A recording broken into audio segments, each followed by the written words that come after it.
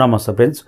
Pan India rebel star Prabhas Salaar movie మొదటి భాగం వచ్చింది, సూపర్ డూపర్ హిట్ అయింది, బాక్స్ ఆఫీస్ రికార్డులను తిరిగి రాస్తూనే ఉంది.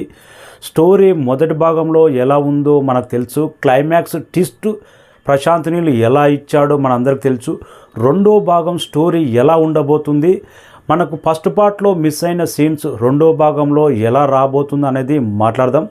ఫస్ట్గా మనకు సాలార్ ఫస్ట్ టీజర్ వచ్చినప్పుడు మనకు ఒక ముసలైన టీను ఆనంద్ అని ఉంటాడు. పార్ట్ 1లో గైక్వాడ్ బాబాగా క్యారెక్టర్ చేశాడు, ముస్లిం క్యారెక్టర్.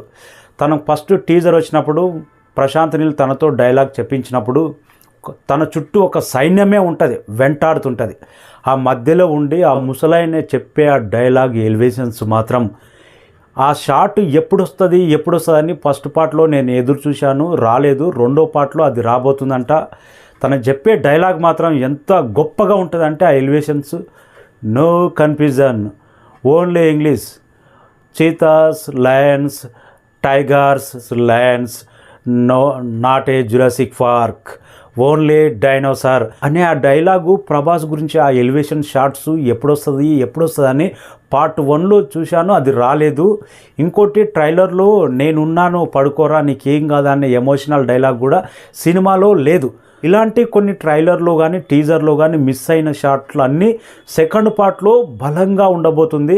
సెకండ్ పార్ట్ మొత్తం ఆ ముసలైన టీను ఆనంద్ చెప్పే డైలాగ్ పడితే మాత్రం నెక్స్ట్ రేంజ్. దానికోసం సపరేట్ ఫ్యాన్సే ఉన్నారు. ఇంకా రెండో భాగం ఈ స్టోరీ ఎలా ఉండబోతుందంటే, మన పార్ట్ 1లో సెకండ్ హాఫ్లో ప్రశాంత్ నీల్ కథ మలిచిన విధానం, అసలు కాన్సార్ సామ్రాజ్యం అంటే ఏంటి, అక్కడ ఇద్దరు రాజవంశస్థులు టాప్ చైర్ కోసం ఎందుకు పోరాటం చేస్తున్నారు, అసలు జగపతి బాబు టాప్ చైర్లో కూర్చున్న మణియార్ రాజవంశస్థుడైన రాజా అయిన జగపతి బాబు అసలు కొన్ని రోజుల పాటు కాన్సార్ సామ్రాజ్యం టాప్ చైర్ వదిలి ఎందుకు వెళ్ళాల్సి వచ్చింది అనే ట్విస్ట్ కూడా సెకండ్ పార్ట్లో రివీల్ కాబోతుందంట. తను ఒక ప్లాన్ తోటే వెళ్తాడంట. ఆ సామ్రాజ్యం నుంచి చైర్ తప్పుకుంటే అక్కడ జరిగే కుట్రలు కుతంత్రాలు ఏంటి అనేది తెలుసుకోనికనే వెళ్తాడంట. ఆ పాయింట్ అనేది రెండో పార్ట్లో రివీల్ కాబోతుంది. ఇంకా ఎన్ని క్యారెక్టర్లు ఉన్నాయండి, గరుడ రామ్ క్యారెక్టర్ కానీ, మన బ్రహ్మాజీ వాలి క్యారెక్టర్ కానీ, శ్రేయారెడ్డి విశాల్ వదిన తన క్యారెక్టర్ కానీ, ఇంకా వర్ధమాన్ రాజాగా చేసే మన పృథ్వీరాజ్ క్యారెక్టర్ కానీ, ఇంకా దేవా క్యారెక్టర్ నుంచి సాలార్గా ఎలా మారుతాడో, ఇలాంటి క్యారెక్టర్లన్నీ చాలా బలమైన ఎమోషనల్ కంటెంట్ ఉండబోతుంది. వీటన్నిటిలో ట్విస్ట్ ఏంటంటే, రెండు రాజవంశస్థులు టాప్ చైర్ కోసం పోరాటం చేస్తుంటే జగపతి బాబుకు ఇద్దరు భార్యలు ఉంటారు. ఒక భార్య కూతురేమో ఇతరులతోటి కుట్రలు పన్ని ఇంకో భార్య కొడుకును పృథ్వీరాజును ఎలేస్తే, తన స్నేహితుడు వచ్చి ఆ సైన్యాన్ని ఎలా పోరాటం చేసి టాప్ చైర్కు ఎలా దగ్గరైంది అనేది మొదటి భాగంలో చూసాం. ఇంకా సెకండ్ పార్ట్లో మాత్రం ఒక సైన్యాన్ని ఎదిరించి ఒక యుద్ధం చేసి తన స్నేహితుని కుట్రలు కుతంత్రాలు రాజవంశస్థులను ఒక సైన్యమే తెచ్చుకుంటారు.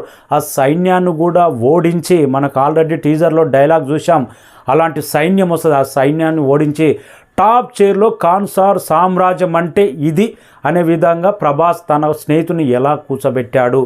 మరీ ముఖ్యంగా సెకండ్ పార్ట్లో వీళ్ళిద్దరి మధ్యలో ఇంత బలమైన స్నేహం ఎలా మొదలైంది, ప్రభాస్ ఎందుకు మాట ఇవ్వాల్సి వచ్చింది, మొదటి భాగంలో మిస్ అయినాయి మనకు. నీ కోసం ఎరననవుతా సురననవుతా ప్రాణ త్యాగానికైనా సిద్ధం స్నేహితుల కోసం అనే డైలాగు సెకండ్ పార్ట్లో రాబోతుంది. టీజర్ వచ్చినప్పుడు కానీ ట్రైలర్ వచ్చినప్పుడు డైలాగులు కానీ సెకండ్ పార్ట్లో మాత్రం కావాల్సినంత కిక్ ఇవ్వబోతున్నాయి. స్టోరీ మాత్రం బాహుబలి మాయిస్మతిని సామ్రాజ్యం కోసం చేజిక్కించుకోవాలని అక్కడ కుట్రలు కుతంత్రాలు, బిజ్జల దేవుడు లాంటి క్యారెక్టర్లు ఎన్నో ఉన్నాయి. ఇక్కడ కాన్సార్ సామ్రాజ్యంలో రాజవంశస్థులు రెండు భాగాలుగా విడిపోయి మళ్ళీ సైన్యాలుగా ఏర్పడి వీళ్ళు ఆ టాప్ చైర్ను ఎవరు దక్కించుకుంటారనేదే కథ మాత్రం ఇంట్రెస్ట్గా ఉండబోతుంది. స్టోరీ మాత్రం ది బెస్ట్ తెలుగు సినిమా అనే విధంగా ఉండబోతుంది. ప్రశాంత్ నీల్ కరెక్ట్గా తెరకెక్కించి యాక్షన్తో పాటు ఎమోషనల్ కూడా అంత సూపర్గా క్రిప్పింగ్ స్టోరీ నడిపితే సినిమా మాత్రం బాహుబలి రికార్డులు ఉండవు, తెలుగు సినిమా కాదు ఇండియన్ సినిమా రికార్డులు ఉండవు. నాకు తెలిసి హాలీవుడ్ సినిమాలతో పోటీ పడుతుంది. అలాంటి కంటెంట్ ఉంది. చాలా వరకు ఫస్ట్ పార్ట్లో ఇంత దానికే ఎందుకు ఎమోషన్ అయ్యాడు ప్రభాస్, ఈ సీన్కే ఎందుకు వెళ్ళి వాళ్ళని కొట్టాడు, ఈ సీన్ కోసం ఎందుకు తల నరికాడు, కొన్ని లూజ్ ఫాల్స్ అన్నీ సెకండ్ పార్ట్లో కనెక్ట్ చేసి కరెక్ట్గా నడిపితే ప్రశాంత్ నీల్ ఈ సినిమా హాలీవుడ్ సినిమాల రికార్డులతో పోటీ పడుతుంది. అంత స్టోరీ దమ్ముంది ఈ సినిమాలో. పార్ట్ 1 పుష్ప 300 కోట్లు కలెక్ట్ చేస్తేనే ఆ సినిమా మీద ఎంత బజ్ క్రియేట్ అయింది. బాహుబలి పార్ట్ 1 600 కోట్లు కలెక్ట్ చేసి క్లైమాక్స్ ది బెస్ట్ ఇస్తే రెండో పార్టు 1800 కోట్లు కలెక్ట్ చేసింది.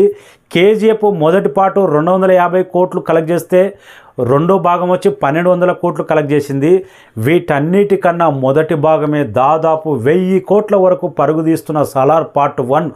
పార్ట్ 2 కోసం ఇంకా అభిమానులు ఎంత వెయిట్ చేస్తారు, ఎంత కలెక్షన్స్ కట్టబెడతారు, ఎన్ని రికార్డులు క్రియేట్ చేస్తాయనేది ఊహాతీతం. ప్రశాంత్ నీల్ ఇమీడియట్లీ సాలార్ 2 తెరకెక్కిస్తే బాగుండు, కానీ ప్రభాస్ కూడా ఇమీడియట్లీ కల్కి సినిమా మీద తన ఫోకస్ అంతా ఉంది.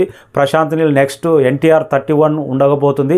ఈ 2 ప్రాజెక్టులు ప్రశాంత్ కానీ ప్రభాస్ కానీ కంప్లీట్ అయిన తర్వాతనే సాలార్ 2 ఉండబోతుంది. జెండా ఎక్కడ పడితే ఆ పిల్లను నాదే, ఈ కొన్ని ఊర్ల మీద ఈ జెండా పడితే, ఏ అమ్మాయి మీద పడితే, ఏ ఇంటి మీద పడితే ఆ అమ్మాయిని నేను రేప్ చేస్తా, ఈ సామ్రాజ్యం అంతా నాదే అన్నంత భయంకరమైన సామ్రాజ్యం కాన్సార్ ఏరియాలో నడుస్తుంది. అక్కడ సీల్ వేస్తే ఇంకా దాన్ని ఎవరు టచ్ చేయకూడదు.